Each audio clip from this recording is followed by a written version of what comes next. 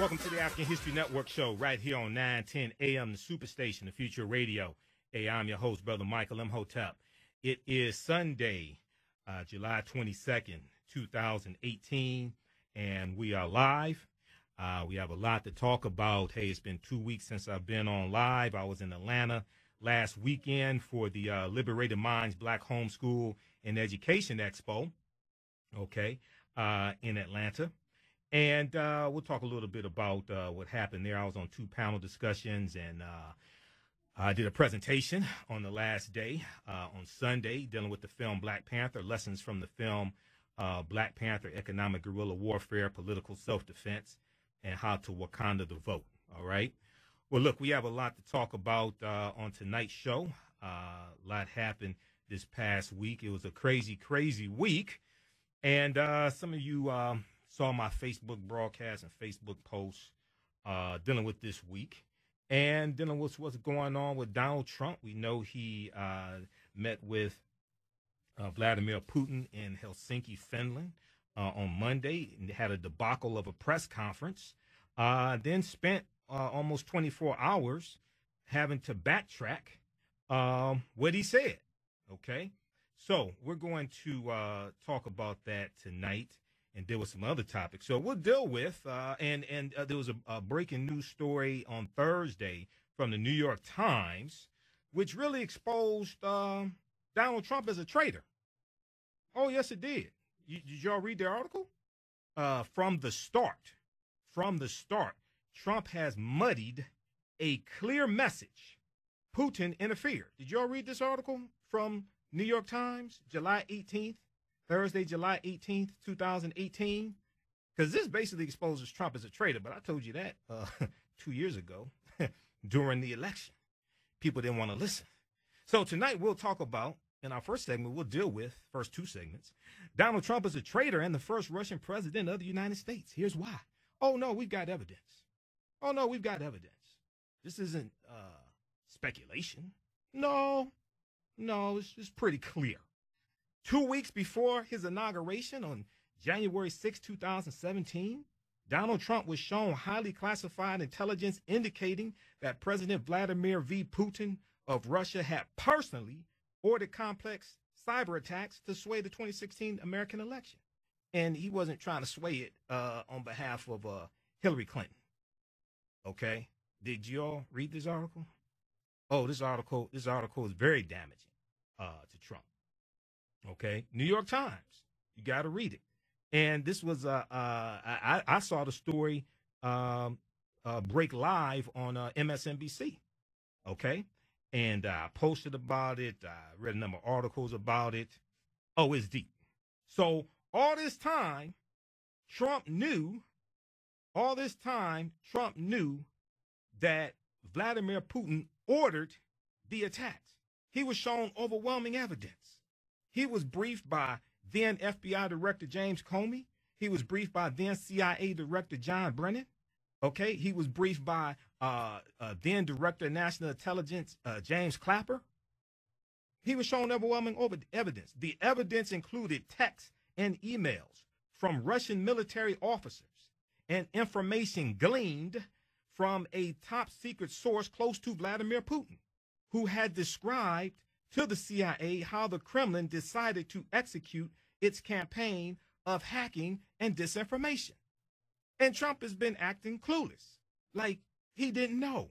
Like, oh, it could be China, it could be Russia, it could be a 400-pound person sitting on their sofa, sitting on their side of their bed. I think that was an attack on Chris Christie, former governor of New Jersey. I think that was an attack on Chris Christie. But Trump has been acting clueless. No, Trump knew 2 weeks before the inauguration on January 20th, 2017, he was shown overwhelming evidence. And then you see the debacle in Helsinki on Monday. Okay? So we're going to put you want to get your pens and pad handy, because I'm going to provide you with a lot of information, a lot of evidence, a lot of articles, a lot of video clips. Proper documentation ends all conversation. Okay? So we'll deal with that. Then also, I did a Facebook Live broadcast and put it on our 6 different podcast platforms about this other story. Nearly 100 black bodies forced into labor after slavery had been found in a mass grave in Texas. Nearly 100 black bodies forced into labor after slavery have been found in a mass grave in Texas. This is going to change the history books. We'll talk about that. Then we found out late this past week, the NFL halts the national anthem, the new national anthem policy after the Miami Dolphins were criticized for considering suspensions of players who protest the national anthem. Now, Trump has denounced this decision. Trump needs to be quiet. He has enough problems to deal with. And this is a labor issue. Why are you sticking your nose into this? We'll talk about that as well. And then week before last, I dealt with this story because I was in Atlanta last weekend.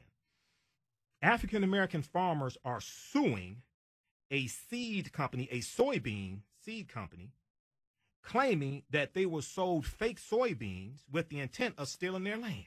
African-American farmers are suing a soybean company claiming that they were sold fake soybeans with the intent of stealing their land. And there's a history behind African-Americans having their land stolen as well, okay? We went from owning 15 million acres of land, most of it farmland in about the 1920s, to only about 1 million acres of land a day, all right? So we'll talk about that as well. All right, now on the African History Network show, we focus on educating, empowering, and inspiring people of African descent throughout the diaspora and around the world, because right knowledge corrects wrong behavior. What you do for yourself, what you do to yourself, and what you allow other people to do to you is based upon what you think about yourself. What you think about yourself is based upon what you have been taught about yourself. What you've been taught about yourself is based upon everything you've read, heard, and seen about yourself. So when you control the radius of a man's thoughts, you can control the circumference of his actions, because the mind can't do or teach what it doesn't know. Now, we deal with a number of different topics here on the show. We deal with current events and history and politics, education, economic empowerment, entrepreneurship, relationships, love, sex, health issues, and much, much more. Sign up for our email newsletter. Text the word Kemet, K-E-M-E-T. Text the word Kemet, K-E-M-E-T, to 22828 to sign up for our email newsletter. Also go to our website, AfricanHistoryNetwork.com, AfricanHistoryNetwork.com. You can sign up for the email newsletter there as well, okay? All right. So, and also we have a sale going on our online courses. The Understanding the Transatlantic Slave Trade online course, which is on demand, on sale $40. We have a 24-hour sale. And the 10-course online bundle pack, which is regularly $130, is on sale for $50 right now. That's at AfricanHistoryNetwork.com. They're all on demand. Okay, so this has been a crazy week. Let's jump right into this, right?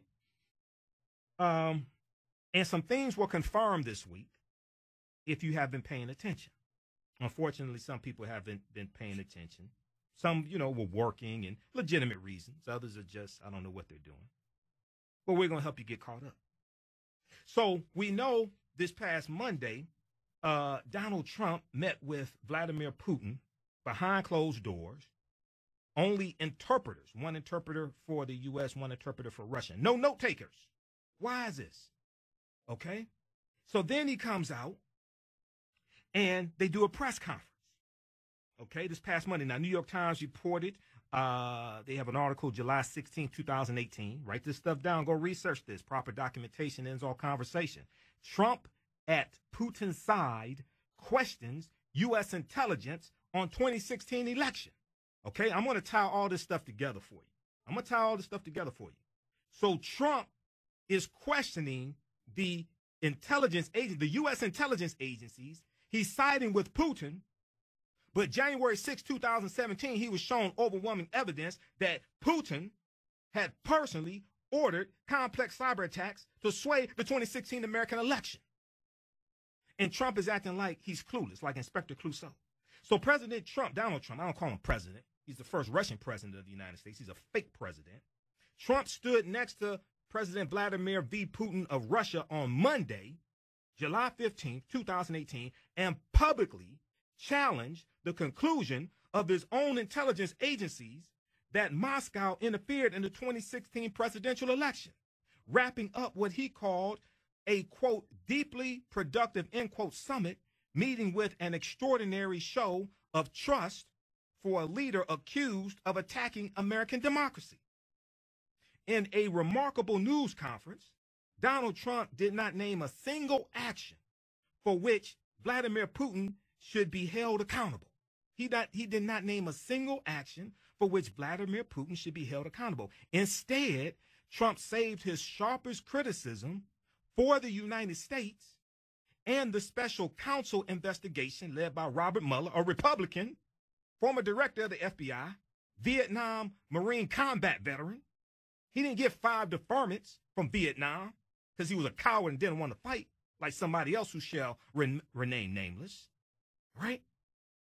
Instead, he saved his sharpest criticism for the United States and the special counsel investigation into the election interference, calling it a quote-unquote ridiculous probe and a quote-unquote witch hunt that has kept the two countries apart. Now, here you have Trump, who was briefed on January 6, 2017, showing overwhelming evidence that Vladimir Putin personally ordered complex cyber attacks to sway the 2016 U.S. election.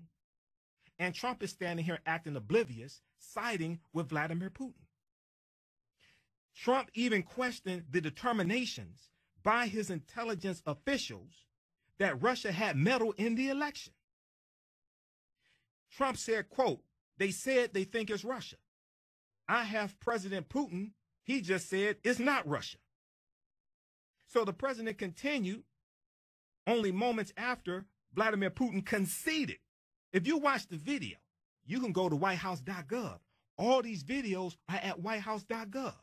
Just Google Trump Putin, okay, Helsinki, and it'll come up. You can watch the entire press conference.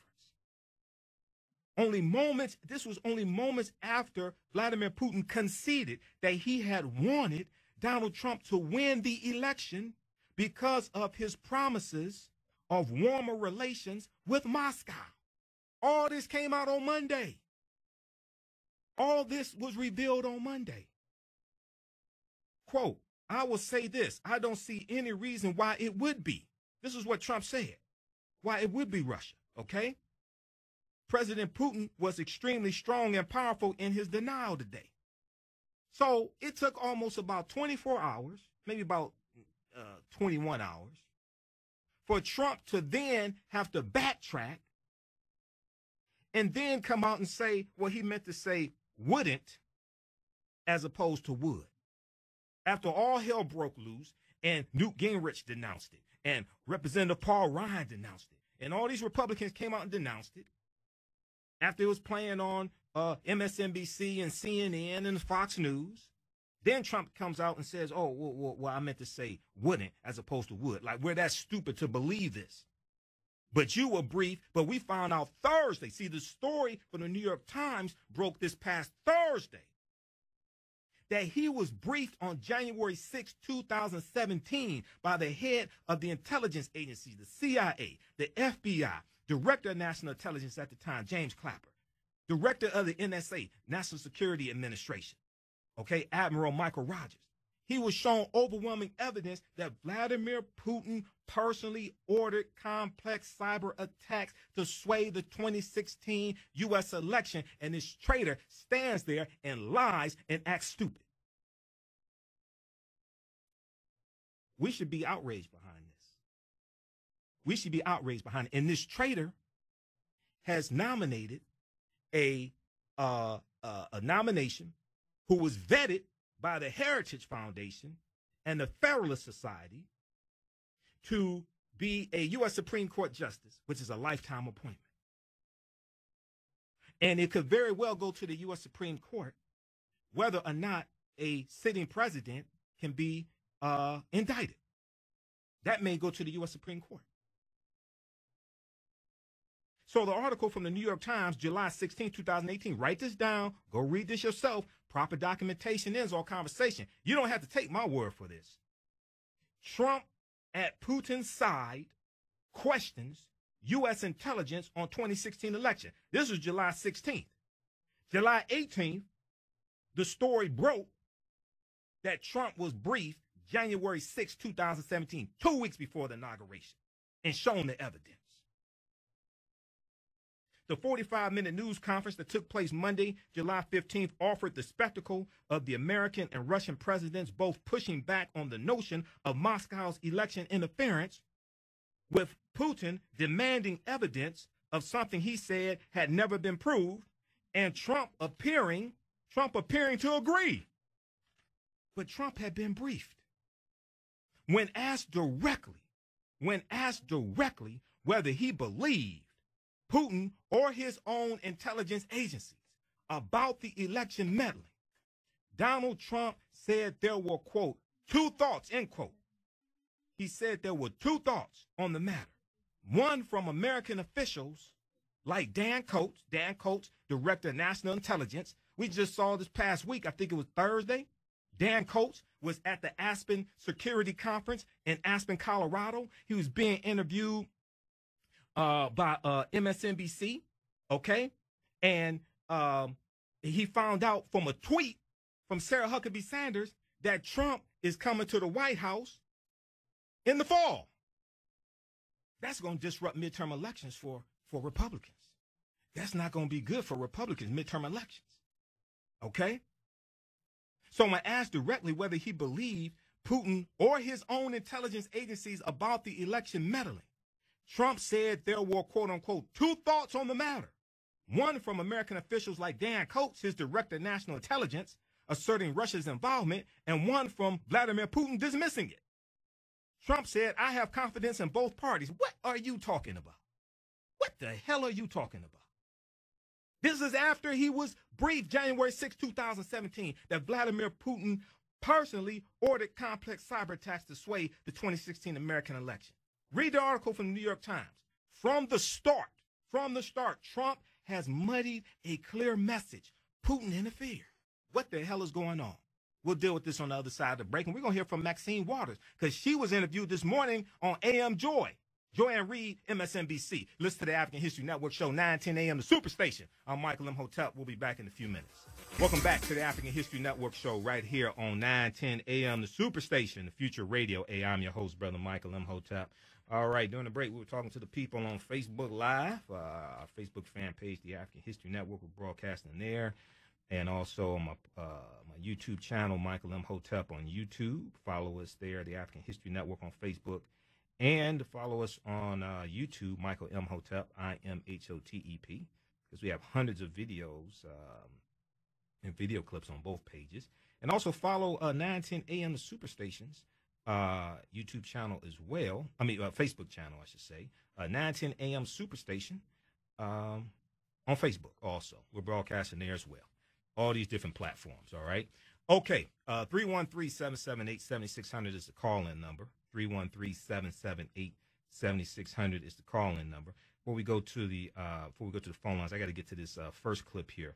So this morning on AM Joy, Joanne Reed, MSNBC, she interviewed Representative Maxine Waters, Democrat from California. Maxine Waters discussed Vladimir Putin and Trump, and she talked about how it's about the sanctions. It's about the sanctions. Oh, we got to talk about that. Let's go to this clip. I have great confidence in my intelligence people, but I will tell you that President Putin was extremely strong and powerful in his denial today. And what he did is an incredible offer. He offered to have the people working on the case come and work with their investigators with respect to the 12 people. I think that's an incredible offer. Donald Trump shocked even his harshest critics with his submission to Vladimir Putin this week, likely including my next guest. And joining me now for your moment of Maxine, Congresswoman Maxine Waters of California. And Congresswoman, thank you so much for being here. I really appreciate it. Welcome. So I think much of the country was surprised to actually see Donald Trump in action with Vladimir Putin and how submissive he was in public. What did you make of what happened in Helsinki? Well, I'm not surprised at all. As a matter of fact, I have for months been trying to tell the American public and everybody else that this president is dangerous, that he's in bed with Putin. Someone said he wants to be like him, whatever. He will never condemn him because of the relationship that they have. This didn't just start. This started a long time before he was ever elected. Don't forget, this president cannot borrow money in the United States from any bank. This president is looking at Russia for his new money financial playground. He and all of his allies that I have told you are the Kremlin clan have been involved with Russia. When you name them and you think about them, why is it Manafort, Flynn, Wilbur Ross, Carter Page, Papadopoulos, all of his allies have connections with Russia, the Kremlin, and the oligarchs. This has been going on because this is their new money playground that they want to develop. And the centerpiece of this is lifting the sanctions. I would wish people would focus on the sanctions. I think that's the agreement that Putin had with this president in order to help him get elected. This president, I believe, has promised him that once he was elected, he would get those sanctions lifted. And you're going to watch. He's going to continue to try because Putin is saying to him, when is it going to happen? So he has a private meeting with him. We know what they talked about. I think I know what they talked about. They talked about lifting the sanctions. They talked about the upcoming elections. They talked about all of the things that they could not talk about in an email or on the phone. He had to go and meet with him in private so that he could talk about what he's going to do to follow through with what I believe is his commitment to get those sanctions lifted. Don't forget, when Tillerson was there to help get the sanctions lifted. He just couldn't put up with this president. He found this president to be so outrageous that he ended up leaving, but he came to be a part of helping to get these sanctions lifted. It's worth trillions of dollars. Everybody will make some money if he can get this done. Right now, Putin's hands are tied. He cannot get the equipment or the supplies that he needs to do the work because our allies are cooperating with us. So I'm not surprised about what happened in Helsinki. I'm not surprised about the private meeting. I'm not surprised about this president standing up for Putin. As a matter of fact, I think he is Putin's apprentice. He's been under his tutelage for a long time now, and he intends to get it done. And the American people are sitting idly by. And the Republican Party should be ashamed that they're allowing this to happen. They have no guts. They have no courage. They're not standing up for America. I dare them to talk about how patriotic they are, given what they're allowing this president to do. Now they're all going to send out press releases saying, we don't want you to invite Putin. Well, he's going to invite him unless the Congress of the United States and the Republicans really take some serious action. How many of the Republicans are saying, I won't come to the White House. I'm going to be outside demonstrating? How many of them saying, don't invite me to any dinner? You better not have a state dinner. How many are saying that they're just saying you shouldn't and we don't want you to do it? But I want to tell you, if they don't take strong action to keep him from bringing him here, he's going to bring him here. And that will be another straw in his hat that he can point to and say, see, Mr. Putin, I'm moving this forward, what we talked about, what we're going to do. I'm going to get this done. And forget about what he did with North Korea. Yep. That's just an effort to say that I'm doing this with both countries, and that's just an effort to say that, see, I'm trying to create peace and relationships in different ways, but the fact of the matter is his focus is on Russia and lifting those sanctions, and you're going to see him continue to try it because he has an agreement that he cannot get out of. When people want to know what does Putin have on the president of the United States, is this agreement where the president promised he was going to get the sanctions lifted, and Putin is going to hold him to it. Let me, you mentioned Carter Page, Congresswoman, and here is the Fisa Warrant, which was released in unprecedented fashion by the FBI. We have it this morning, and folks are reading through it. What do you think that the release of this document does to the credibility of the chairman of the House Intelligence Committee, Devin Nunes? Well, you know, first of all, they've got to understand that he was put under surveillance because of the actions that he was taking, not only that caused suspicion, but I think it was deemed that he basically was going to be used to spy. He's not considered to be very smart, not considered to be very, you know, capable of resisting, rather, the Russians. And so I think that Nunes and all of them are looking very silly. I think that they should be ashamed that they would in any way undermine the FBI and the FBI's work to try to protect this country from our enemy, which this president says he's not our enemy. He's just a competitor. He keeps going on like that. But the fact of the matter is that Nunes and any others who have tried to undermine them to say that somehow they were unfair. All right. So that was this morning on MSNBC. That was Representative Maxine Waters from California, who's been calling for Trump's impeachment. Now, let's keep in mind, she has seen classified information that many of us don't even know exists. And she's been calling for Trump's impeachment. And this is one of the reasons why midterm elections are so important, November 6, 2018. Check out the clip from MSNBC.com entitled Maxine Waters on Putin and Trump. It's about the sanctions. You can watch the entire, there's about 30 seconds left, but I have to move on. You can watch the entire clip. You can archive it. So you can create a database, right? So when you call in the radio shows, right, you can deal with facts and evidence, and you can shut down a lot of this nonsense that these other people call in with. Now, she mentioned it's about the sanctions.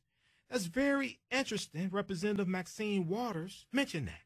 Because when you look at an article from Newsweek.com, June 2nd, 2017, a year ago, it's entitled Trump White House Made Secret Efforts to Remove Russia Sanctions. Really? This is just one of many. Oh, I got over 20,000 articles. Oh, yes.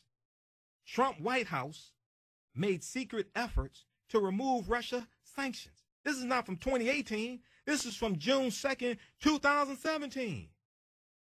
Donald Trump's administration moved quickly to try and lift economic sanctions on Russia and other punishments former President Barack Obama had put in place as soon as it took office in January of 2017, according to multiple sources who have spoken with Yahoo News. Now, Dan Fried, or Fried, I think it's Dan Fried, who retired in February 2017 as coordinator for sanctions policy at the State Department, said there was serious consideration by the White House to unilaterally rescind the sanctions. Now, here you have Representative Maxine Waters, who has seen classified information, said it was all about the sanctions. Here you have reporting going back a year ago, June 2nd, 2017. Newsweek.com, not InfoWars, not Soda Head, not Breitbart. Trump White House made secret efforts to remove Russia sanctions in January of 2017. Very interesting. What's all this about? Every time you look around, it's a Russian, either alive or dead. Are we supposed to think this is 150 coincidences? Dan Fried told veteran investigative journalist Michael Isikoff, a former national investigative correspondent for NBC News and Newsweek alumnus, that in the early weeks of the administration, he got several, quote-unquote, panicky calls from U.S. officials. They asked, quote, "Please, my God, can't you stop this?" End quote. Please, my God, can't you stop this? End quote. The sanctions in question included those imposed by President Barack Obama for Russia's annexation of Crimea in 2014, which Russia was kicked out of the G8 for. And January 8th and January 9th, this traitor calls for Russia to be brought back into the G7, but he doesn't say why they were kicked out. Because Vladimir Putin sent forces into Crimea in 2017 to take control of Crimea from the Ukraine. And Trump, when he was on his way to the G7 meeting, He did a press conference on Friday, June 8th, and he did one on Saturday, June 9th. And he openly called for Russia to be brought back into the G7. And he said they were kicked out for some reason, but he never said why. Because they violated international law. That's why.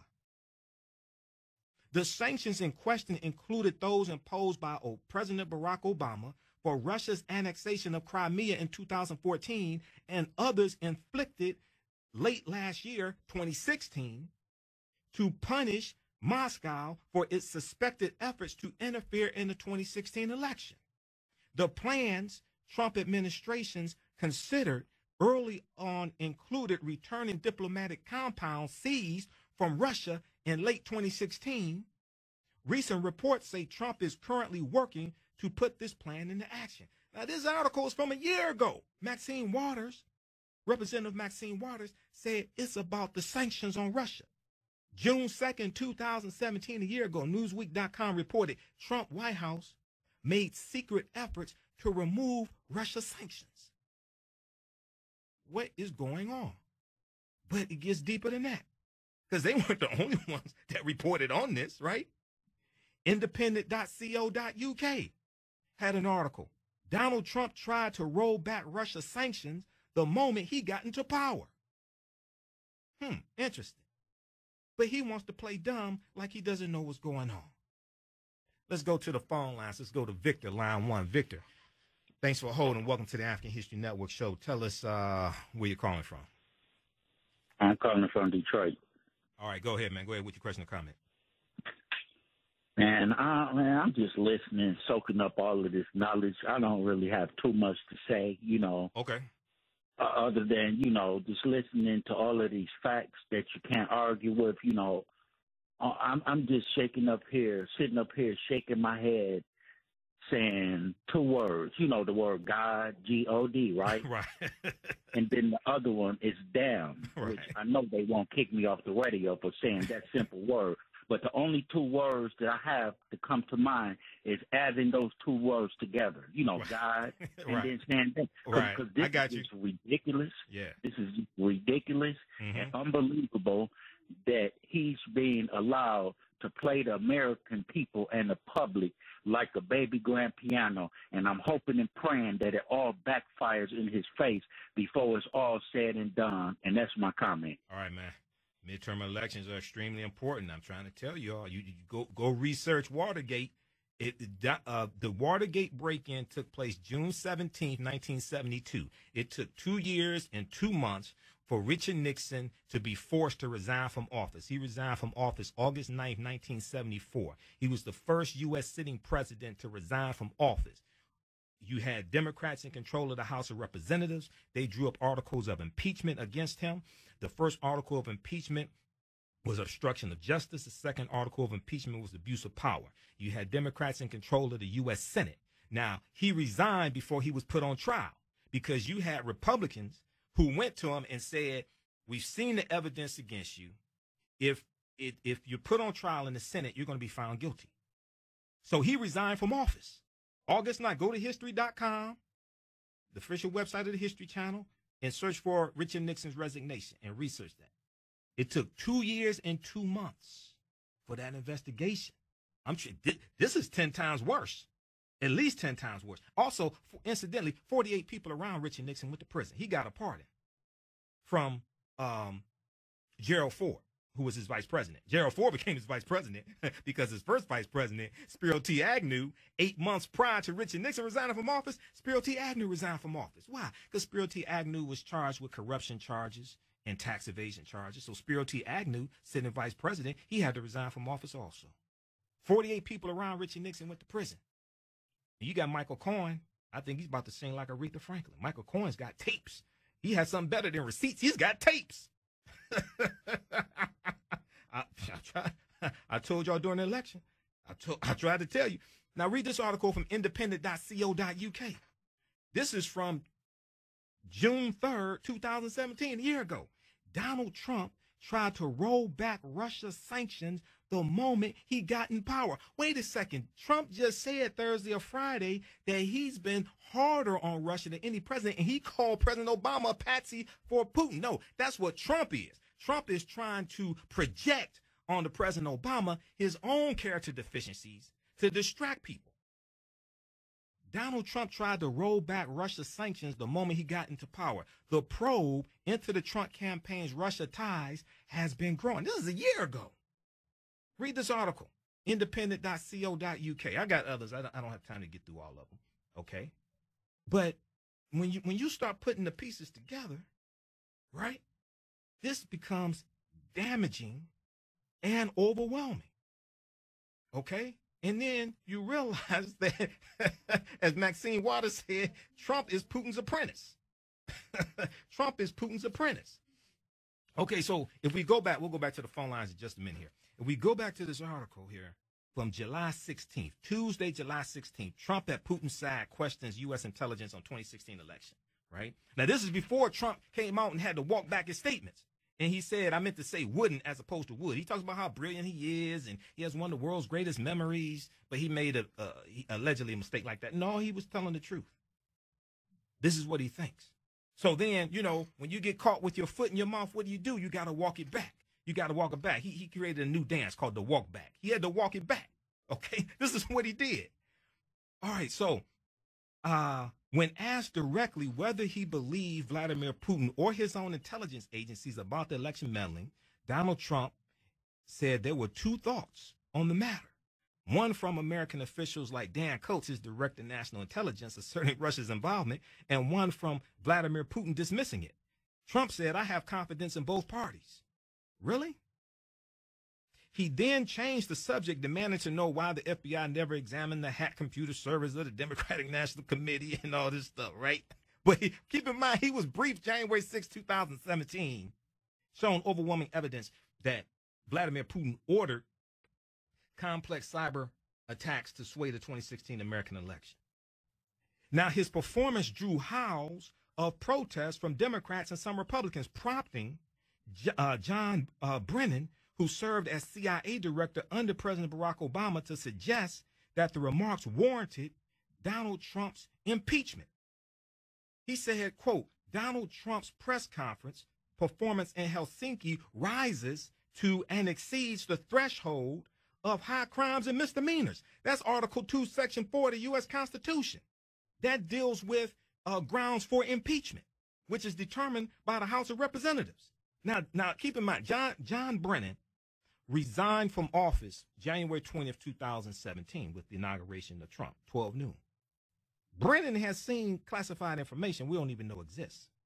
Brennan was one of the intelligence chiefs who briefed Trump January 6, 2017 about Vladimir Putin ordering complex cyber attacks to meddle with the 2016 election.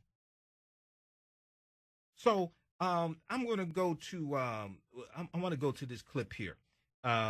Let's go to clip number 5. This is from Meet the Press Daily from July 18, 2018. This was Wednesday, July 18, 2018. Former CIA director John Brennan. The more Trump's behavior is tolerated, the more he's enabled. The more Trump's, we got it? Okay, let's go to this clip here. Take a listen to this. Brennan joins me now. Director, thank you so much for being here. We do appreciate it. Do you want to respond to the president? Well, you know, when Donald Trump was elected president in November 2016, I was skeptical that he had the qualifications, the temperament, or even the potential to be a strong president. I was willing to give him the benefit of the doubt. But soon after his election, he started to denigrate the intelligence and law enforcement profession, as well as professionals, as well as their work. And then over the past year and a half, I think he has demonstrated time and time again that he lies to the American people and that he is not fulfilling the responsibilities of the office of the presidency in terms of keeping this country strong and safe. I was hoping he was going to bring this country together after a very contentious election. And so I have been outspoken, and I have taken to the Twitter sphere. And some of my tweets, I will acknowledge, are rather shrill, if not strident. Maybe I'm just an intelligence officer, and I'm trying to ring the bell because I see all the warning signs here, especially when it comes to national security. I worked in national security in the government for close to 35 years, and on issues related to Iran and North Korea and proliferation and Russia, And when I see the types of things that Mr. Trump is doing, yes, I will speak out. I'm hoping to be able to shake some, quite frankly, some sense into the people around Mr. Trump and those on the Hill. Because the more that they tolerate and they make excuses for his behavior and his performance, the more they're enabling him, the more they're encouraging him to do these types of things. I don't know whether or not he can change his ways or not. And I don't know if my tweets are making any difference whatsoever. But I feel it's my personal obligation, and I'm going to stay true to my principles. And the fact that, Mr. Trump calls me a bad person, well, I need to be able to speak openly and clearly about the concerns that I see in terms of the future security and safety of this country. Okay, so that was from Wednesday, July 18th, 2018. Meet the Press Daily, MSNBC, former CIA director. The more Trump's behavior is tolerated, the more he's enabled. That was John Brennan. He was one of the people who briefed Trump January 6, 2017. Okay, go create a file folder in your web browser, and these clips that I give you, put them there. Because I've got 20,000 clips. I got 20,000 articles and clips archived just on Facebook alone. I mean, I do research between 6 to 10 hours a day. Okay, so I'm just giving you like the tip of the tip of the tip of the iceberg. So then we look at Wednesday, July 18th. This story was that Wednesday or Thursday? Yeah, Wednesday, July 18th. The story breaks from the New York Times. From the start, Trump has muddied a clear message. Putin interfered. From the start, Trump has muddied a clear message. Putin interfered. And before we go to that, I just got to share this paragraph with you. Okay, so we know the previous week you had the 12 Russian intelligence officers who were indicted, right? But Trump's statements at the news conference on Monday were a remarkable break with his administration, which the previous Friday indicted 12 Russian intelligence officers for cyber attacks intended to interfere in the presidential contest. The indictment explained in detail how Russian intelligence officers hacked the Democratic National Committee and the Clinton presidential campaign, providing the most explicit account to date of the Russian government's meddling in American democracy. Trump said he did not regard Putin as an adversary, but as a quote-unquote good competitor. Dude, this is not The Apprentice. What are you talking about? Adding that, quote, the word competitor is a compliment, end quote. Trump is compromised. Now, if we look at, let's see here. Let's go to, I want to go to Ali Velshi, because Velshi gives a summary. This is from Thursday, July 19th. Let's go to this clip 3. President Trump's mixed messages on U.S. intelligence and Russia. This is Ali Velshi, MSNBC. We have it queued up.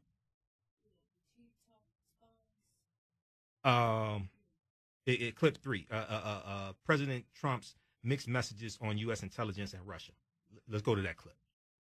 Fall under the Department of Justice. So I'd have to loop in the Department of Justice on this. This is something that just came out. Yeah. I didn't get a chance to see the entire White House briefing a short while ago, so I will just tell you that Russian assertions are absolutely absurd at this point. Well, I get that.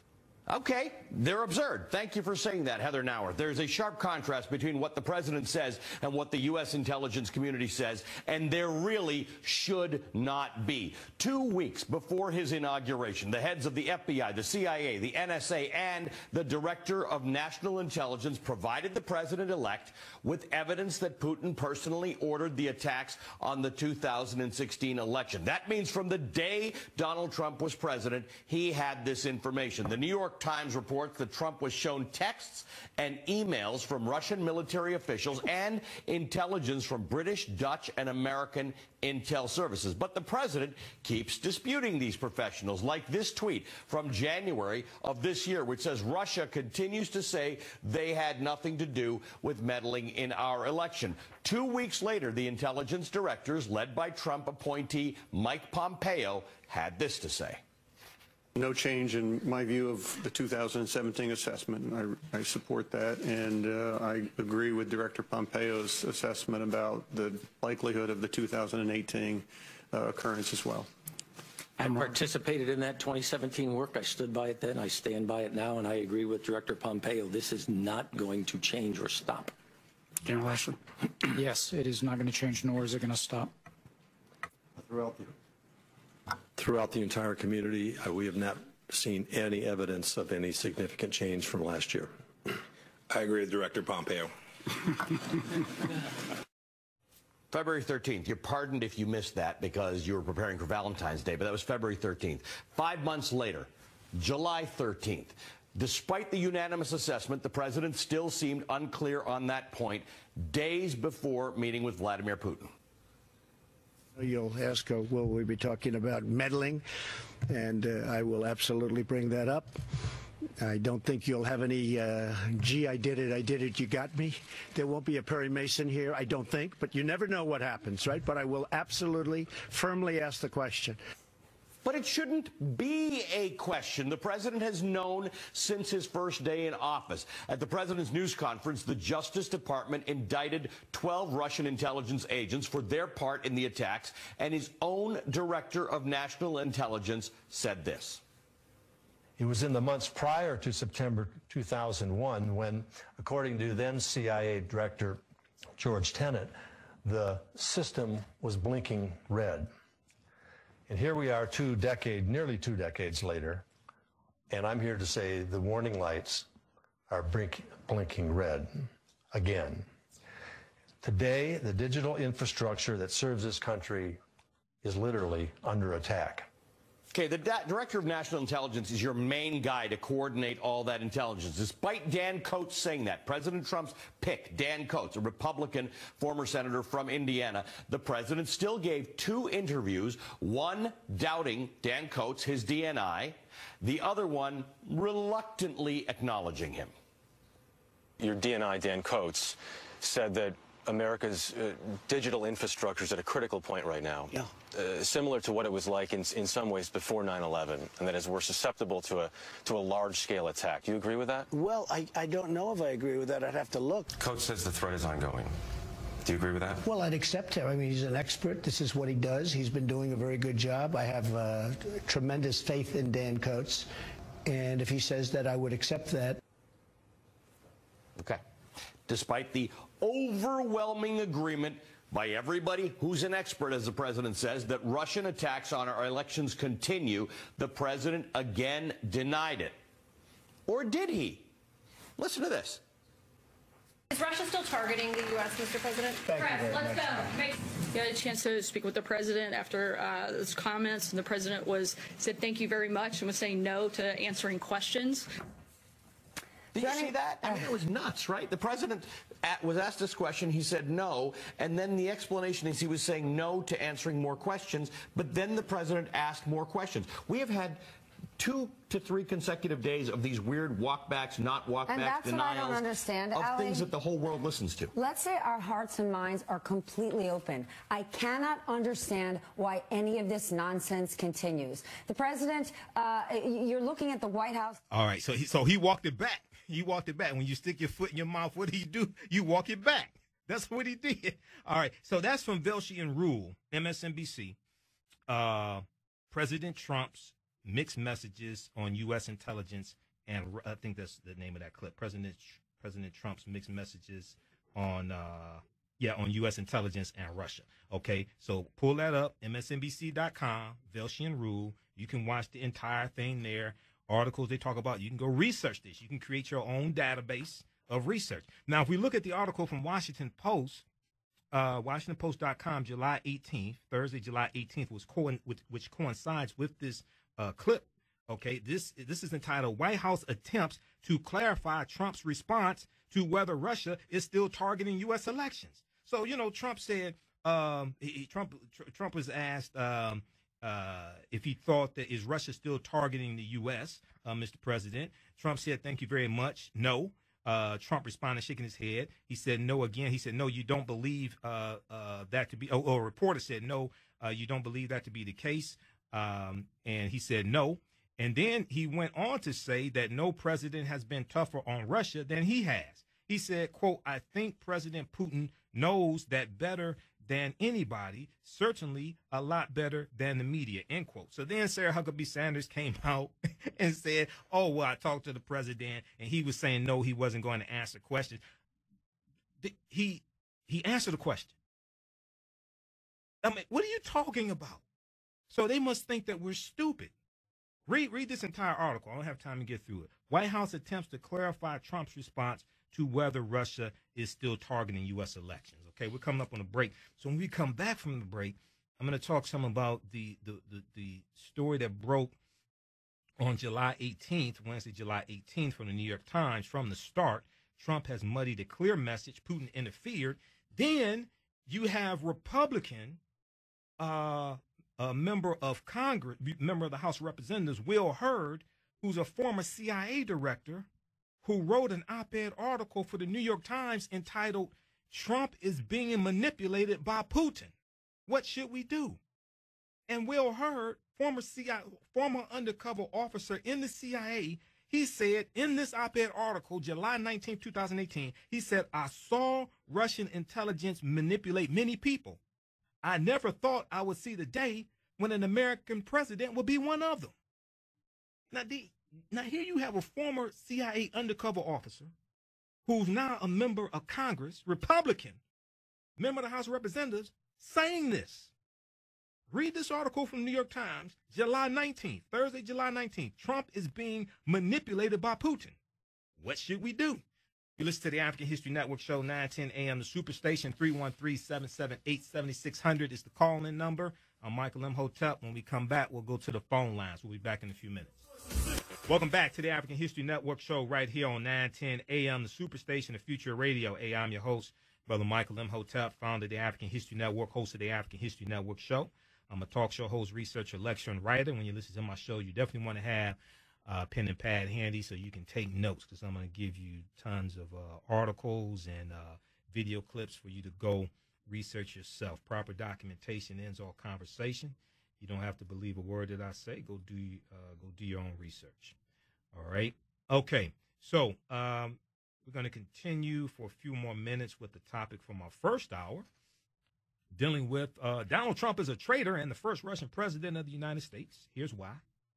We've been dealing with what happened this past week, starting Monday with his debacle of a press conference in Helsinki, Finland, which was after his meeting with Vladimir Putin with only an interpreter there, no note takers, and other former ambassadors like Ambassador McFall, former ambassadors to Russia, and former ambassadors are saying this is unheard of, to have a meeting with an adversary like Vladimir Putin, and you don't have any note takers there to record what happened. You just have interpreters. Just what is going on, okay? All right, and then also we'll talk about nearly 100 black bodies found in a mass grave in Texas, at a Texas construction site. We'll talk about that. I did a Facebook Live broadcast and put that on YouTube. Michael Imhotep on YouTube, IMHOTEP, a few days ago. And then we'll deal with NFL's policy also on NFL halting their new national anthem policy, dealing with the white national anthem. After the Miami Dolphins were criticized for considering suspensions of players who protest. And Donald Trump came out and denounced that, all right? I want to let you, we'll go to the phone lines in just a second here, but I want to let you know very quickly, we have a sale on the online courses at the African History Network. We have a 24-hour sale at AfricanHistoryNetwork.com. Our 14-hour 7-session online course, Understanding the Transatlantic Slave Trade, what they didn't teach you in school, is on sale $40, regularly $60. That's a 14-hour 7-session online course. It's all on demand at AfricanHistoryNetwork.com. You can watch from around the world, deal with thousands of years of history. And then we have a 10-course online bundle pack on sale, $50, regularly $130, which includes Understanding the Transatlantic Slave Trade. It includes Great African Women in History, the Mothers of Civilization, African-American Resistance in the Era of Donald Trump, Voter Suppression, Reparations, and How Elections Have Consequences. Also includes a online class I did March 31st, dealing with the film Black Panther, okay? So that's at AfricanHistoryNetwork.com. We have a 24-hour sale going on. All right, let's go to the phone lines, and then we're going to get to this article, this story that broke Thursday from the New York Times. Let's go to the phone lines. Let's go to Rico, line 2. Hey, Rico, thanks for holding. Tell us where you're calling from. Detroit. Okay. Go ahead, man. I got your question or comment. Two comments. The first comment is, I don't believe Donald Trump actually had anything to portray. I believe he was a double agent the whole time. Brought up to sabotage America. Right. You know what I mean? Right. And then after that, if that's found out, since he works so close with Russia, then what do we do? Do we get Pence? Say that again. You said if what now? If Donald Trump is found out to be a traitor and working for Russia, and what do we do? Do we get Pence? You saying if he's impeached? Yeah. It depends. It depends upon what happens to Pence. Depends upon if Pence is impeached also. I don't think Pence's hands are clean. So it depends upon if Pence is impeached or not. But if Trump goes down, it's going to put a whole lot of pressure on Pence. If Trump goes down, it's going to put a whole lot of pressure on Pence. I mean, go study Watergate. Keep in mind. Keep in mind, 48 people around Richard Nixon went to prison. Nixon got a pardon from Gerald Ford. 48 people around Nixon went to prison. Now, the other thing is, even say hypothetically, Putin, not Putin, Pence gives Trump a presidential pardon. Say hypothetically. That does not protect Trump from state charges. Attorney generals in different states, like the state of New York, can still bring him up on various state charges. Like, say for instance, money laundering, hypothetically.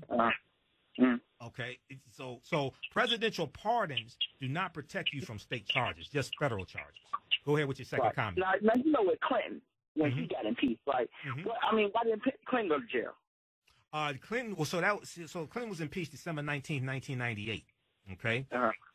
Bill Clinton was he was acquitted in the Senate.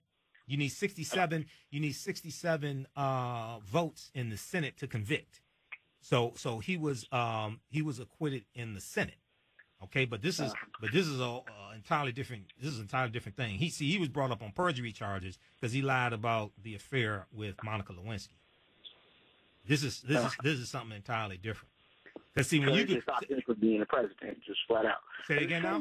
No, what'd you say? What'd you say? Completed his term. It seemed like he completed his term, but they impeached him. Well, see, impeachment does not mean removal from office. Impeachment means to be the articles of impeachment are drawn up in the House of Representatives, and the House of Representatives take a vote whether to impeach the president, which means to put the president on trial, or it could be a vice president, or it can be another elected official. So you have members of the Freedom Caucus, which used to be the Tea Party, Republicans. They've drawn up articles of impeachment against Assistant DOJ Director Rod Rosenstein. Okay, so you need 218 votes in the House of Representatives to impeach a president. Then the trial is held in the U.S. Senate. You need 67 votes because there are 100 senators in general. You need 67 out of 100, 2/3, to find the president basically guilty and remove the president from office. You need 67 out of 100. Okay, I got another comment too. It's about what you say in the beginning of the show about what you think about yourself and what you hear about yourself. Could you say that comment? Yeah.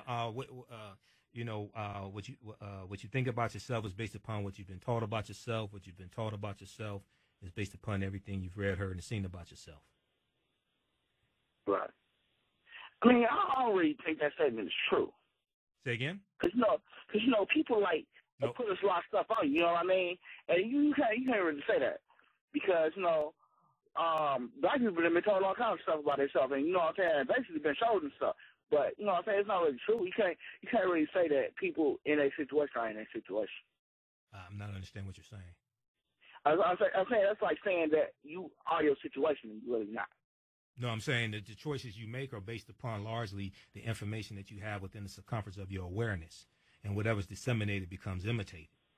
So what you do for yourself, what you do to yourself, and what you allow other people to do to you and get away with is largely based upon what you think about yourself. So if you think that you are an N-word, then you probably act like one, and you respond when somebody calls you like No. Well, no. Based upon what? I don't believe it.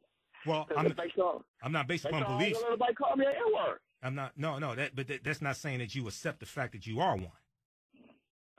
I'm talking about. See, I've been studying media for 26 years. Yeah. So I'm talking about people. So your circumference of awareness may be larger than other people's, and the veracity of your. If it's evidence, if it's like true evidence of this stuff. Yeah. I mean, you ever studied Donald Bogle? You ever studied Donald Bogle? Who is Donald Bogle? Donald Bogle is the godfather of African American cinema. I mean, you can read, for instance, you can read the Blacks in American TV and Television, which is an encyclopedia of African Americans in TV and media, and he deals with the stereotypes going back. So let me ask you a question just a second. Every TV show or movie that had a significant African American character in it, up until about 1987 to 88, is detailed in this encyclopedia, including the movie The Birth of a Nation. You ever studied the history of minstrel shows in the country, going back to 1828, 1829, with T.D. Rice, Thomas Dartmouth Rice, who creates the Jim Crow character? No. Yeah. See, when you study history, you'll see what I'm saying. Okay. Cause I'm saying, I mean, like even now, in all the cinema, cinema and stuff that black people got now, they being told stuff about this stuff that I don't really believe is true. You're dealing with stereotypes. You're dealing with myths and stereotypes. Like they only hope is to rob people and kill people and stuff, but I don't believe that's really true. So if I'm being told that about myself, that's like saying that you should believe it, and I don't believe that's the case.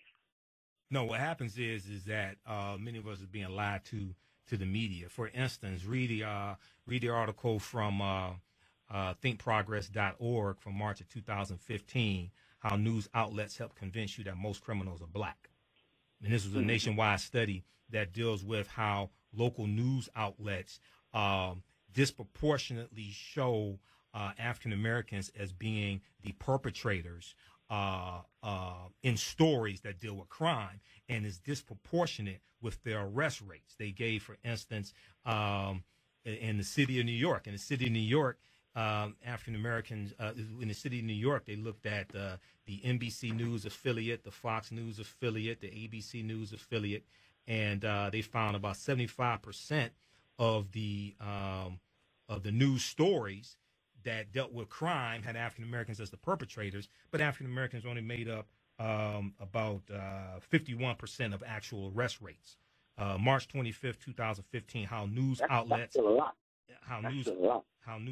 help convince you that most criminals are black. Read that article. Look at hold on just a second, then I'll let you finish, and then we got to go to John on line 3. Look at Huffington Post, Black Voices. When the media treats white suspects and killers better than black victims. When the media treats white suspects and killers better than black victims. And what they did was they looked at nationwide headlines dealing with white suspects and African Americans who were the victims of violent crimes and things like this. And what they found was that oftentimes when it's a white suspect, the media will go out of their way to show how it's so much out of this person's character to kill 15 people. He was a good science. He loved science, but he killed 15 people. But when it's an African American who's the victim of violence, when it's an African American who was killed, then they go into their background and they say, well, this person was in and out of jail for 15 years. Oh, this person had a 15-year drug addiction, almost blaming them for their own killing. Yeah, read that article. Okay, man, I got to get these other calls. Thanks for calling. Keep listening. All right, let's go to John, line 3. Hey, John, thanks for holding. Welcome to the African History Network show. Tell us where you're calling from. Yeah, Hotep. I'm calling from the east side of Detroit. Okay, go ahead, man. Hey, you broke it down, man. Congratulations to you. You really took him to school. So I waited a long time, but that's okay. Hotep, I just wanted to let you know that it was a lot of them Republicans was in truck hotels when all them spies and agents come from Russia was up there too. It was a lot of Republicans. That's why the United States Attorney General was turned tail and got the cold foot, and Trump almost blasted him out of the White House and so forth. Right, you're talking about Jefferson Beauregard Sessions III. Yeah, And he had to recuse himself. Right. And Trump said, if I had known he would have recused himself, I would have chosen somebody else. That's right.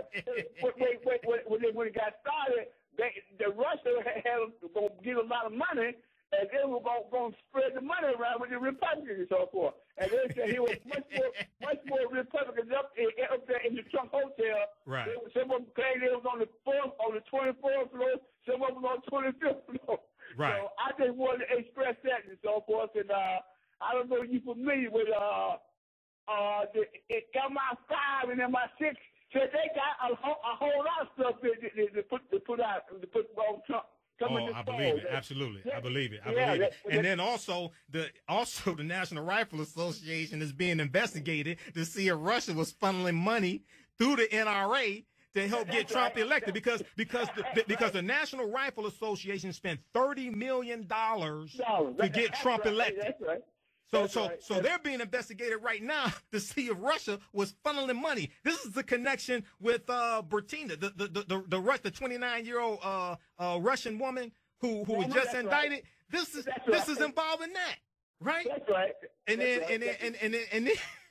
then the story came out said she was using sex to she was bribing people with sex. Have you seen this woman? Who the hell is she gonna bribe with sex, man? Are you kidding me? It's like, man, come on. You go ahead and tell it. Wait a second, man. Her boyfriend was like 51 years old. This ain't, wait a second. Look, they say, wait a second. If you like 50-something and a 29-year-old woman comes up to you, right, and wants to have sex with you, you need to suspect something's going on. Man, I looked at this one. I said, oh, my God. Now, maybe after they had 5 vodkas, maybe she looked like a white Beyonce. But I'm looking at this woman. I said, wait a second, man. Who the hell did she bribe with sex? Well, that tells you, that goes to show you how they're dealing and Beauregard Sessions and Putin. I mean, let's face it, Hotep, Putin spreading a lot of money around, man. And absolutely. I know it. Absolutely. I mean, Trump got his eyes on that money. That's what and see, they need to follow the money. So people like Devin Nunes, Republican from California, people like Jim Jordan. Now, Jim Jordan may go down because of this case with the wrestlers being sexually abused. And you got a number of wrestlers saying, wait a second, Jim Jordan, when he was an assistant wrestling coach, he knew about this. Okay, so he may go down behind that. But dude, I'm telling you, man, this is deep. This is deep. Yeah. Okay. Well, that's right. And like they said, Putin don't mind spending some money if he can get what he wants and so forth. I mean, Putin is probably the richest man in the world. If not the richest, he's probably if not the richest, he's probably number 2. Now, when they do like the Forbes list, they don't include dictators. That's why he's not on there. That's why Jeff Bezos, who owns Amazon and the Washington Post, right, is number 1, over $100 billion after the Amazon Prime Day. But Putin is probably the richest man in the world. Okay. Well, that's what they said. And they say he got close to 88 billion. That's what they said. He may have more than that. I don't know. So if he's not number 1, he's probably number 2. I gotta get this other call, man. Okay. All right. Thanks for calling. Okay, let's go to Wilson. Hey, Wilson. Abdullah. I'm sorry, Abdullah's been holding. We'll come to you next, Wilson. Abdullah's been holding for a while. Abdullah, welcome to the African History Network show. Thanks for holding. Go ahead with your question or comment. And thank you for taking my call, and you really laying it out, my brother. You always like a lot of people listen to you all over, just about all the world. I used to listen to Canada. I got friends that call, and they love you. Thanks, man. You break it down. And what Donald Trump, he is he's for the money, what it is. And like you, I'm glad you mentioned it about the money. Mm-hmm. And they're criminal. See, I was in the Korean conflict, and they was called the criminal then. They were trying then to take over this country. Which conflict? So now, beg pardon? The Korean conflict? Yeah. Well, okay. It was a war, but they called it a conflict. Yeah, okay. I stayed in there 2 years. Mm-hmm. And they were trying to take over America then. They tried to get, So they think now they got a dictator, president, whatever you call, that they can control. There's Putin and all of them. Right. And this is what they're doing. He's working for them. Well, with the Korean War, this is what separated, if I remember correctly, what separated North Korea from South Korea. This is why it separated today. Now, that's right. So before he met with Putin and before the G7 summit, June 8th, 2018, right? He met with Kim Jong-un, right? Ruler of North Korea. What are the what countries what countries are the boundary of North Korea? Well, North Korea, you know, I'm trying to think. Let me help you because we're coming up on the break in a minute. The boundaries of North Korea are South Korea and Russia. Well, yeah, I know South Korea. But all those are the boundaries. If you look at a map, there's something going on here with Trump meeting with Kim Jong-un, and Russia is at the North Korean border. Right. It's something going on there. And I'll tell you something else. See, what Donald Trump did, he messed this country up, people around the world. Some of them laughing. Like, we thought those people were smarter than that. Get a president like that. I feel sorry for a lot of white people. And a lot of them, like, I feel sorry for a lot of, hey, let me just say, I'll let you finish just a second. I feel sorry for a lot of white people who did not vote for this fool because he's making white people look really bad. There's a lot of white people who did not vote for him. 53% of white women did vote for him, but you got 47% who did not vote for this fool, and he's making white people look really bad. Go ahead. We got 30 seconds. And what he's doing now, you know, China's got more people there, and they even got business and everything in this country. He's bringing the people, bringing the Chinese and the Koreans, all of them coming together. That's what Donald Trump does, because they don't want to be, you know, trying to give nobody no credit like him. They know Donald Trump. Right. And he ain't going to make it. It's a God, brother. And God's going to bring him down. But the Almighty God, that things happen to show. It's karma, man. All this stuff is coming out, man. All the lies are coming out. The hand is writing on the wall. Yeah, all the lies are coming out, man. And you can run, but you can't hide. The truth is coming out. Run, but you can't hide. Thank you. The truth is coming out. All right, man, we have to go to break. Thanks for calling. Okay, we'll be back in a few minutes. Listen to the African History Network show, 9:10 a.m. The Superstation and Future Radio. When we come back, we're going back to the phone lines. We're going to Wilson when we come back. We'll be back in a few minutes. 9:10 a.m. Superstation, giving you exactly what you need by any means necessary. Thank you for calling 910 AM Superstation. What's your question or comment?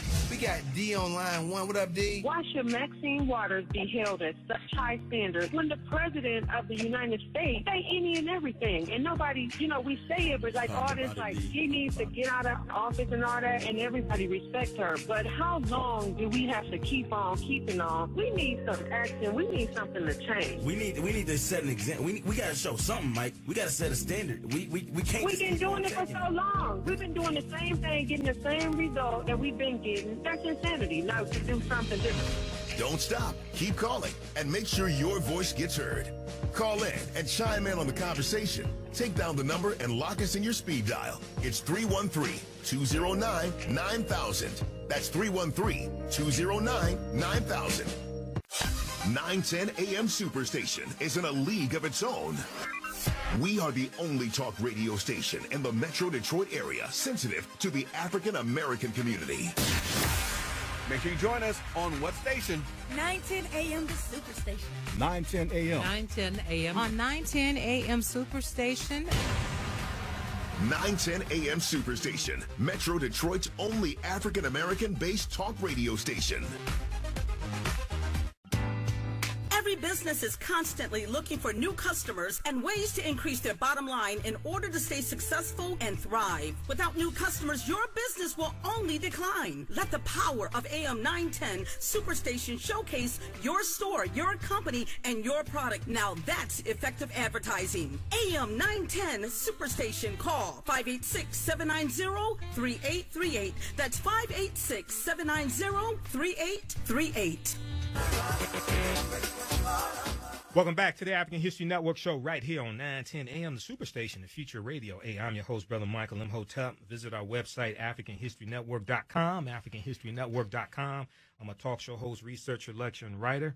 You can read all the articles I write at AfricanHistoryNetwork.com. You can listen to almost 900 audio podcasts of our various radio shows and broadcasts there at our website, AfricanHistoryNetwork.com. You can sign up for, we have a special promotion going on, 24-hour sale on the online courses that I teach. They're all on demand. Ancient Kemet, the Moors, and the Ma'afa, Understanding the Transatlantic Slave Trade, what they didn't teach you in school. That's a 14-hour, 7-session online course that I teach. We deal with thousands of years of history.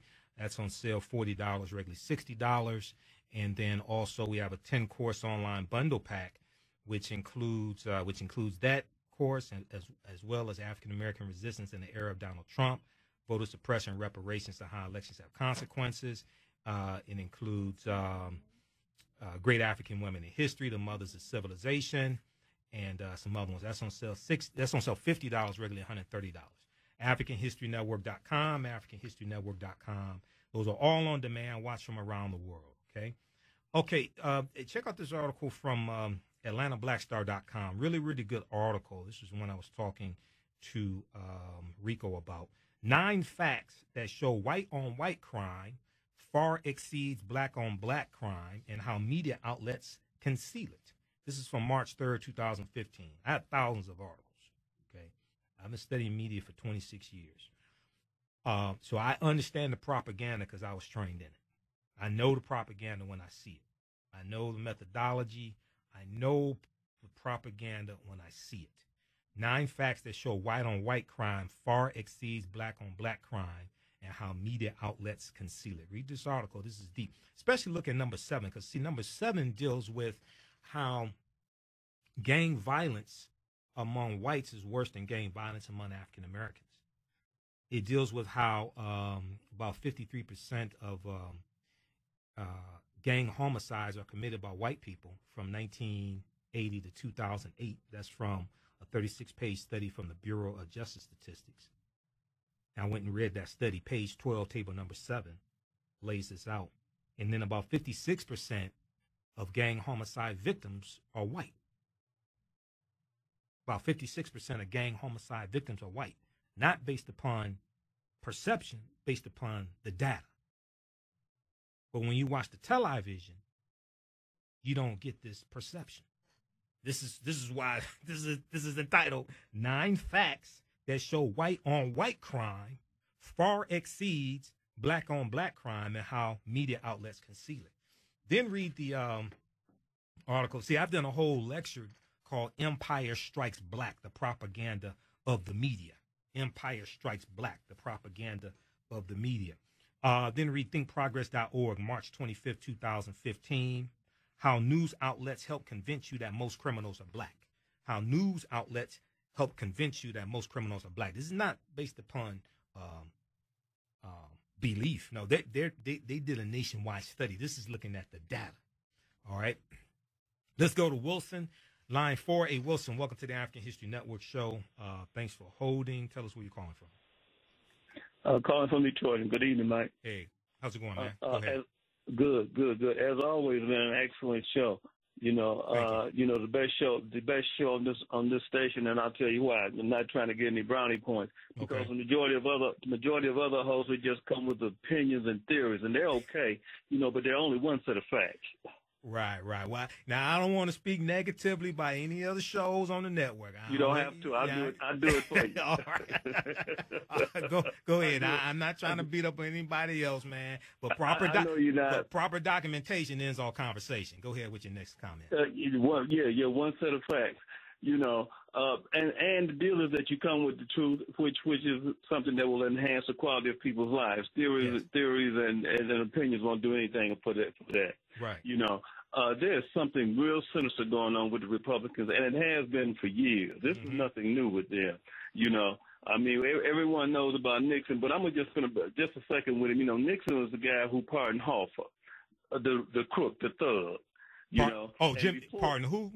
He pardoned Jimmy Hoffa. Yeah, okay.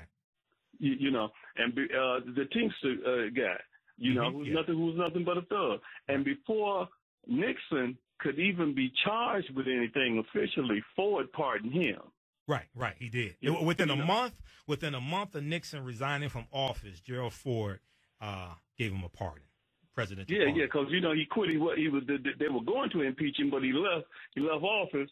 Mm-hmm. Excuse me, before he could be charged with anything, Ford pardoned him. Then we move on up to Ronald Reagan, who had another scandalous administration. I mean, it was horrible. They had all kind of investigations. The Iran-Contra was the one that sucked all the it sucked all the air out the room. But there was a lobbyist scandal under Reagan. Mm-hmm. There was an EPA scandal. Lady went to jail. Samuel Pierce, the brother from HUD, he was investigated for years. It ruined his career. Mm-hmm. And his national security advisor was found guilty in Congress for perjury in the Congress. Poindexter, McFarland, and Weisberger were found guilty and charged. Then you had George H.W. Bush, who pardoned all of them. Yeah.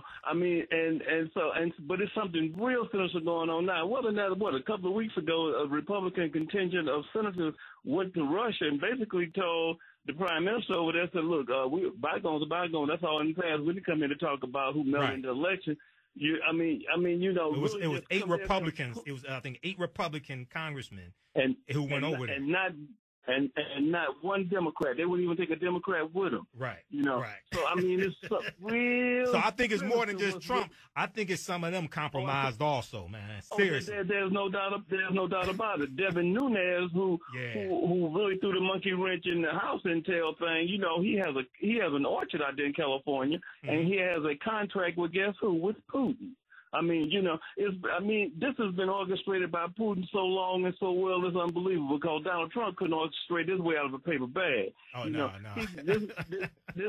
This guy has got, like Wilbur Ross, the Commerce Secretary, is the vice chairman of a bank in Cyprus that does money laundering Cyprus Bank. For Russia. He was the vice chairman, not anymore, but he was the vice chairman of Cyprus Bank. Cyprus Bank is known for laundering money from Russia.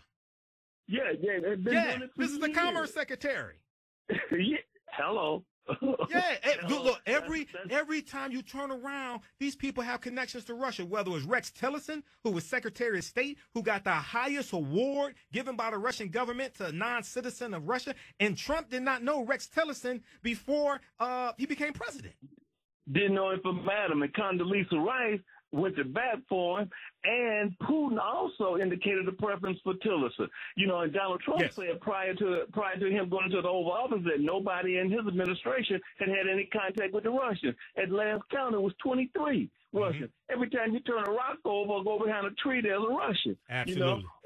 Or Russian business. So there's something real sinister going on here, and the tentacles reach wide and far. Just something briefly. You're on the money about the propaganda from the newspaper. For years, the town Taylor, Michigan, led the state in crimes per population in terms of cities. The crime rate was much higher than Detroit. The other thing is, man, and I'll let you finish, and I gotta get to these. I gotta get this other information, but just 1 second. The Metro Times had an article about 3 years ago dealing with who is buying sex in Detroit. And they talked about how when they have raids and they're busting people for buying sex from prostitutes, things like that, half the cars are registered to the suburbs. This was a big story from the Metro Times. But Detroit gets the black eye, but you got white men coming from the suburbs, coming in Detroit to buy drugs and prostitutes. Listen, they just had a raid 2 days ago in Waterford, Michigan at 3 massage parlors. They just closed it down. just 2 days ago, they just closed them down. This is and Pete Wallmeyer and some other people who was running columns in the Detroit Free Press in the '60s. They even admitted that they wrote negative columns about Detroit for after cocktail chatter. And for people in the suburbs, so it is always to demean and demean. Yeah, absolutely. Absolutely, and to the propaganda arm. So it's always a deflect thing. I know you got a lot of other callers. Thanks for the time, Mike. No problem, man. No problem. Okay, the Metro Times. Google this because the article is not coming up from the Metro Times. They may have moved it, but it was called "Who's Buying Sex and Drugs in Detroit." Who's buying sex and drugs in Detroit? Suburbanites. Okay, MetroTimes.com. Read this article. This came out about 3 or 4 years ago. All right. Okay, I need to go to this other clip here. We're going to go to clip number 3. Stephanie Rule, MSNBC. The threat of President Trump's back and forth on Russia. The threat of President Trump's back and forth on Russia. Because, see, remember, Trump did the walk it back. Okay? What you do when you stick your foot in your mouth, you walk it back. You walk it back. Let's go to this clip.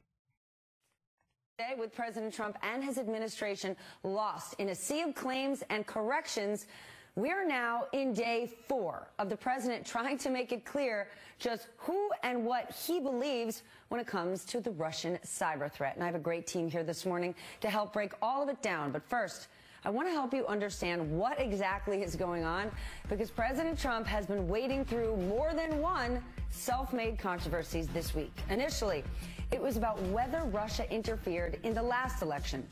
But the current back and forth may be even more important. It focuses on whether Russian interference is still going on. Here's what the president and his team have been saying. Listen to how things change over time. The warning lights are blinking red again. Today, the digital infrastructure that serves this country is literally under attack. Do you agree with that? Well, I don't know if I agree with that. I'd have to look. Is Russia still targeting the U.S.? Is Russia still targeting the U.S., Mr. President? Press, let's go. Make your way out. No, you don't believe that to be the case? Let's go. I talked to the president. He wasn't answering that question. He was saying no, he's not taking questions. Coach says the threat is ongoing. Do you agree with that? Well, I'd accept him. I mean, he's an expert. This is what he does. He's been doing a very good job. I have tremendous faith in Dan Coates. And if he says that, I would accept that. Huh? And just in case you are still not clear on exactly what kind of threat we face, FBI director chosen by President Trump, Chris Wray, laid it out while speaking to our own Lester Holt last night. Malign influence operations are very active, and we could be just a moment away from it going to the next level. So to me, it's a threat that we need to take extremely seriously. During their press conference in Helsinki, Vladimir Putin flat out denied that Russia tried to interfere with our elections. And while President Trump did not push back publicly, he told CBS that he did push back behind closed doors. What'd you say to him? Very strong on the fact that we can't have meddling. I let him know we can't have this. We're not going to have it. And that's the way it's going to be. But this morning, the president softened his tone again, tweeting about that fact he'll, quote, probably have a good relationship with Putin. He says anyone who does not want that is essentially rooting for war. In fact, he says that it is the media that is fueling all of these controversies, even though they have been entirely of President Trump's own making. Remember that press conference the other day? Those were all his words. I don't know what the fuss is all about. I think we did extremely well, and I think the press makes up the fuss. Look, it's fake news, and people understand. I think the press largely makes up a lot of the fuss about a lot of things, and I'm not talking about one of it. I'm talking about everything. It's crazy. You do something that's positive, and they try and make it as negative as possible. Okay, so that was from Stephanie Rule, MSNBC. That was from July 19th. 2018. That clip is entitled "The Threat of President Trump's Back and Forth on Russia." The threat of President Trump's back and forth on Russia. That was Thursday, July 19th. Okay, you can check that out as well. All right, and then this last clip I want to get to. Then we'll go to the phone lines. We'll go to Angeline in just a second here.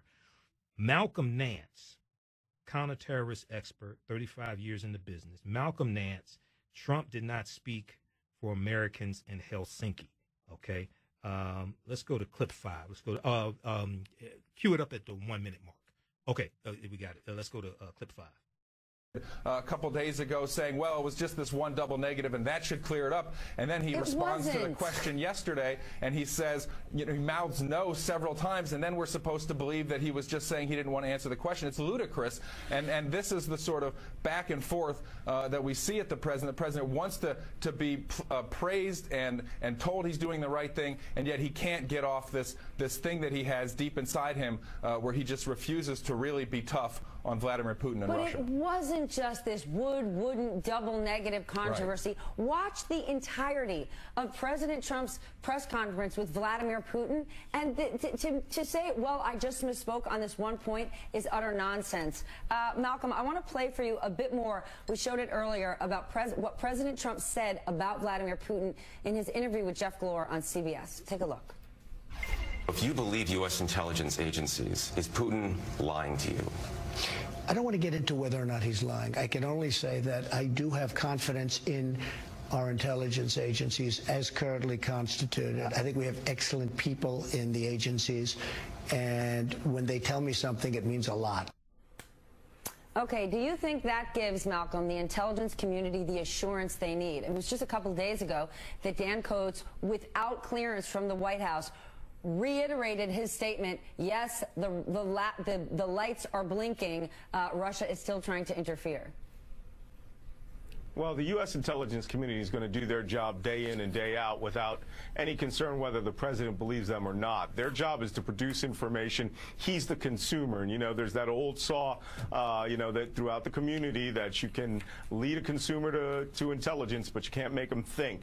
This president, on the other hand, absolutely flat out does not believe anything that U.S. intelligence says to him, especially when it comes to him in summary form, and it violates the meta-narrative that's in his head about how the world works. And I have to tell you, that meta-narrative is not intrinsic to Donald Trump.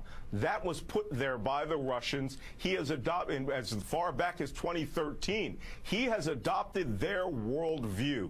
And that's precisely what the Russians have always wanted. And so now he defaults to their position because that's how he was grounded in foreign policy.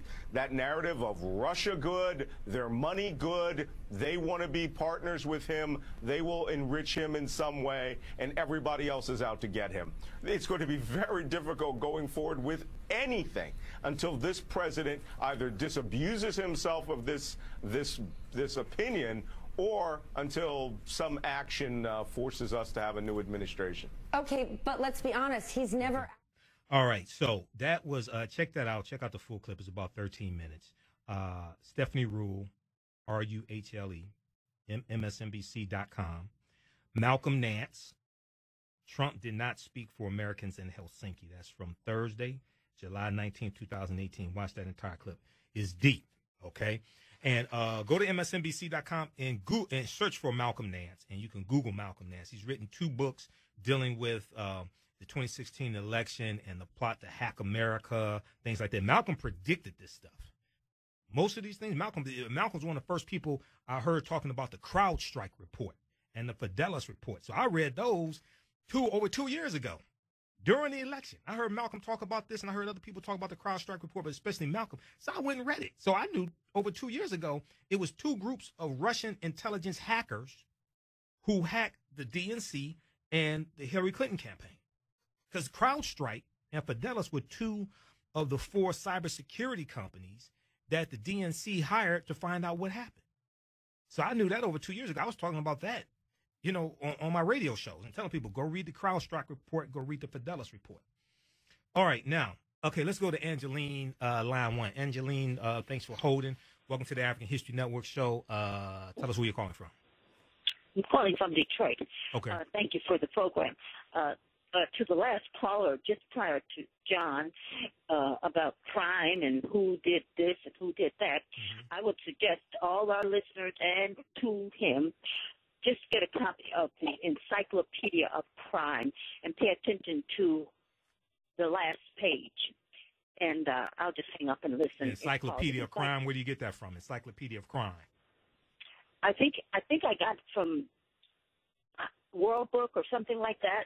I had a house fire, and I think the book got destroyed. Okay, but sorry to hear that. It gives I'm all right. I'm still on the planet and happy to be here. Yes. And I'm going to continue to try to be here. But it's called the Encyclopedia of Crime. And you don't see any black person in there until you get to the very last page. And I would like them to pay attention to who they were. All right. Thank you very much. All right. Thanks for calling. Okay. July 18, 2018, this story broke from the New York Times. From the start, Trump has muddied a clear message. Putin interfered. 2 weeks before his inauguration, Donald Trump was shown highly classified intelligence indicating that President Vladimir V. Putin of Russia had personally ordered complex cyber attacks to sway the 2016 American election. This came out on, what was this, Thursday? This came out Wednesday, okay? Breaking story, all hell broke loose when this story came out. The evidence included texts and emails from Russian military officers and information gleaned from a top secret source close to Mr. Putin, who had described to the CIA how the Kremlin decided to execute its campaign of hacking and disinformation. Okay, how the Kremlin decided to execute its campaign of hacking and disinformation.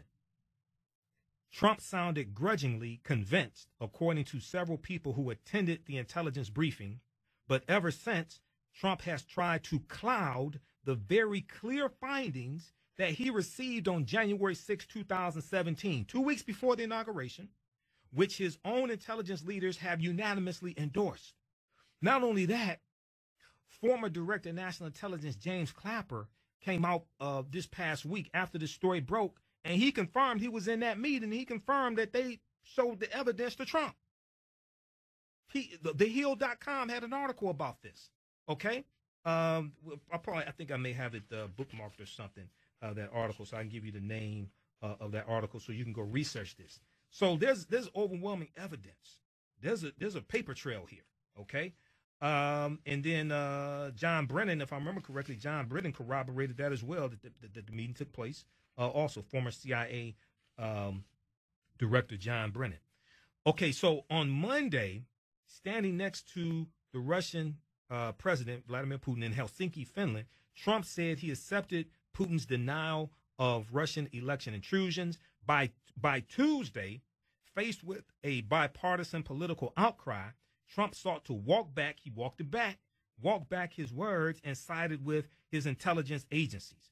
On Wednesday, when a reporter asked, quote, is Russia still targeting the U.S., Trump shot back, quote unquote, no, directly contradicting statements made only days earlier by his Director of National Intelligence, Dan Coats. Okay, and Dan Coats, we just saw a couple of days ago, I think it was Thursday, was interviewed by Andrea Mitchell at the Aspen Security Conference in Aspen, Colorado, and she said, we have breaking news. It's a tweet that Vladimir Putin is coming to the White House this fall. He was totally blindsided by this. This is Trump's Director of National Intelligence who knows nothing about this. Sarah Huckabee Sanders broke this news on Twitter. These are the Keystone Cops, man. This is the most inept, ridiculous administration I've ever heard of. So directly contradicting statements made only days earlier by his Director of National Intelligence, Dan Coats, who was sitting a few chairs away in the cabinet room. Hours later, in a CBS News interview, Trump seemed to reverse course again. He blamed Vladimir Putin personally, but only indirectly for the election interference by Russia, quote, because he's in charge of the country, end quote. This is what Trump said, because he's in charge of the country. In the run-up to the week's ducking and weaving, Trump has done all he can to suggest other possible explanations for the hacks into the American political system. His fear, according to one of his closest aides who spoke on the condition of anonymity, is that any admission of even an unsuccessful Russian attempt to influence the 2016 vote raises questions about the legitimacy of his presidency. The January 16th, now pay attention to this and read this article, New York Times, because this is 6 pages. I'm only on page 2, and we're going to wrap up here.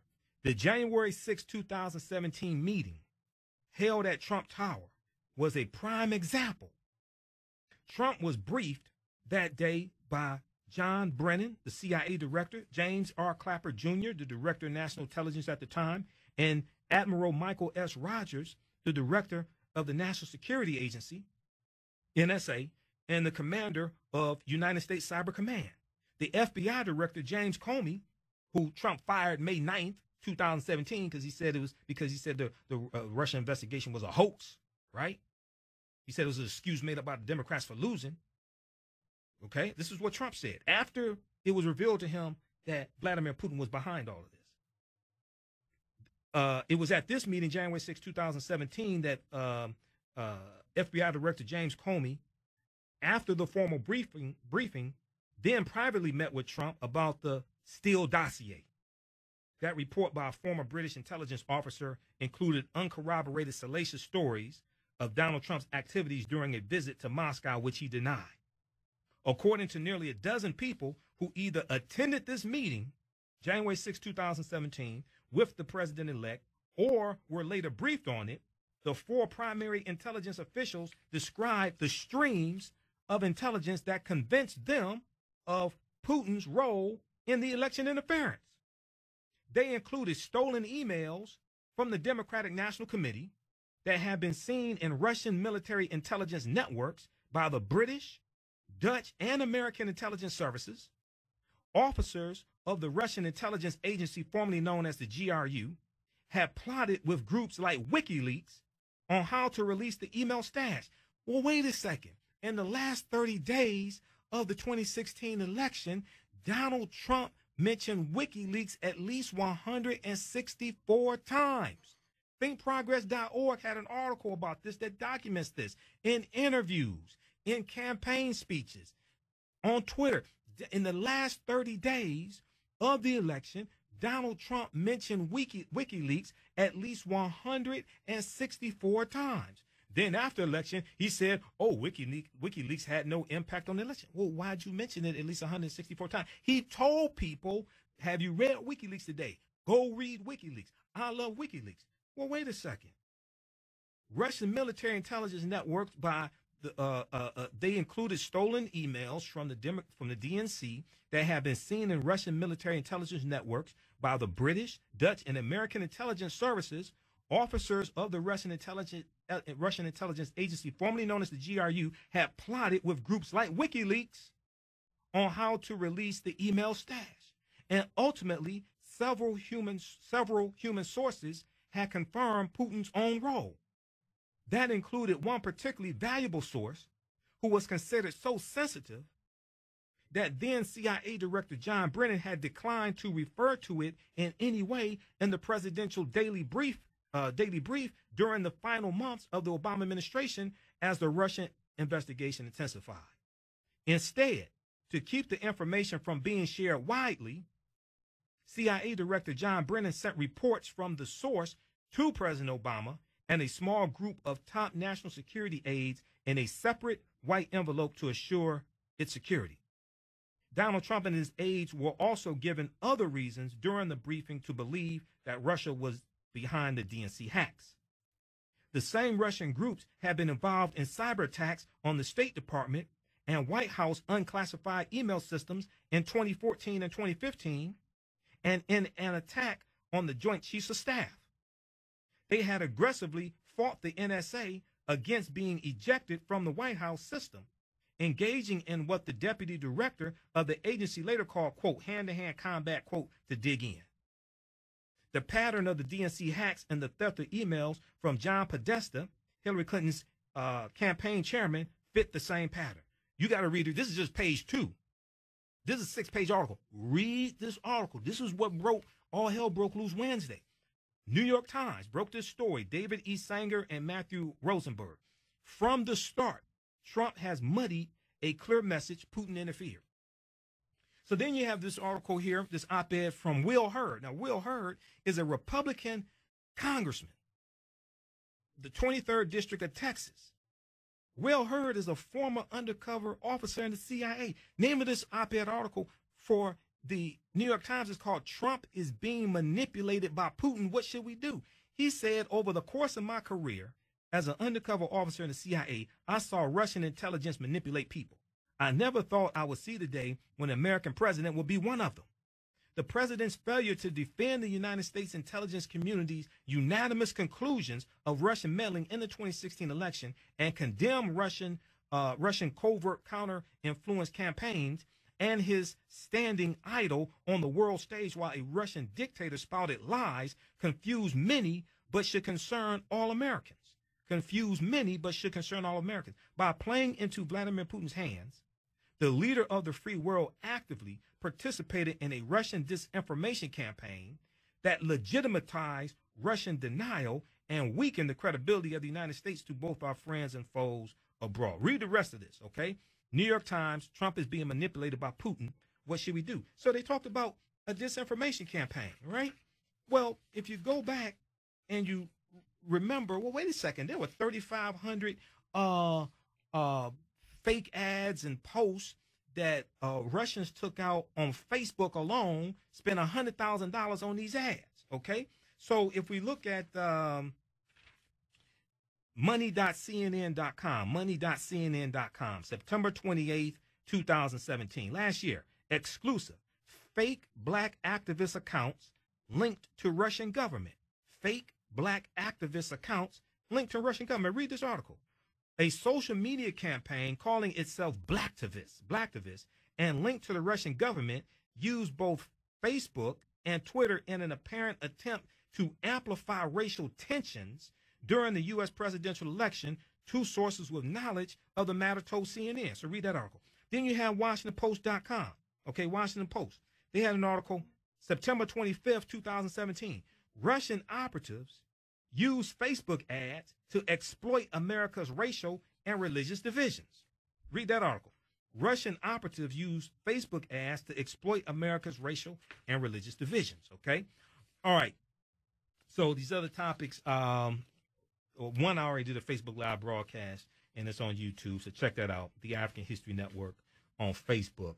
This deals with remains of nearly 100 African Americans forced into labor after slavery are discovered in Texas. This article from New York Times and AtlantaBlackStar.com. Remains of black people forced into labor after slavery are discovered in Texas, July 18, 2018. And this also deals with the convict leasing system. I did an extensive broadcast dealing with that, so you can check that out. And then also the NFL halts anthem policy after Dolphins criticized for considering suspensions of players who protest. NBCnews.com had an article July 19th. New York Giants owner says players won't be punished for protesting during anthem.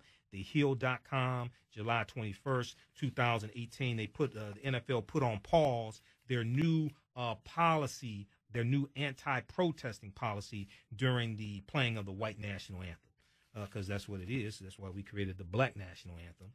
Lift every voice and sing. Okay, so we'll deal with these topics next week. We have podcasts of them. Visit our website, AfricanHistoryNetwork.com. AfricanHistoryNetwork.com connects you to Facebook, YouTube. You listen to audio podcasts as well. You can donate to the African History Network, PayPal.me, PayPal.me/the AHN show. And you don't have to have a PayPal account to do it. You can do it with your debit card or credit card. Stay tuned for Pastor Mo.